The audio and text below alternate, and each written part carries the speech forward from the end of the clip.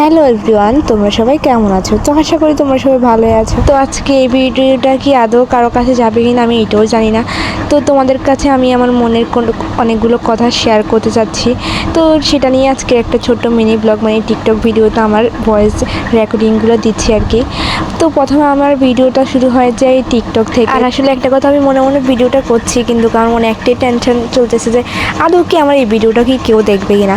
ইউটিউবে মানে video post করার পরে যখন ভিউজটা আসলে না হয় তখন একটা মানুষ জানে যে এত কষ্ট করে ভিডিও করার পরও যে তার ভিডিওতে কোনো ভিউজ হচ্ছে না, মানে মনে অনেকটা কষ্ট আসে।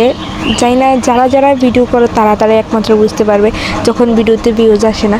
তো জানি না আমার এক এক সময় এক এক ভিডিওতে অনেকগুলো ভিউজ আসে, তখন এত খুশি হয় যা বলার বাইরে, বলা বোঝানো অসম্ভব। আর আসলে আমি অত বেশি ভিউজও চাই না, এই 1000 কি 2000 মানে 1K 2K এরকম ভিউজ আমার মনে অনেক খুশি হয়। আমার অনেক খুশি বলতে অনেক খুশি যখন কমেন্ট আসে তোমার ভিডিও অনেক ভালো লাগে, এরকম কমেন্ট কিন্তু মাঝে মধ্যে আসে, তখন মানে বলে বোঝানো অসম্ভব যে এতটা খুশি লাগে। তো যারা ভিডিও বানায় তারা একমাত্র জানে এইসব কমেন্ট আসলে অনেকটা ভালো লাগে। এইসব ভিডিওর জগতে যারা আসে তারা এক মুঠো স্বপ্ন রাশ নিয়ে আসে, মানে অনেকটাই স্বপ্ন নিয়ে আসে। যারা ভিডিও করে তারা একমাত্র জানে, মানে জানি না এই স্বপ্ন কি আদৌ কোনো দিন পূরণ হয় কি না কারো।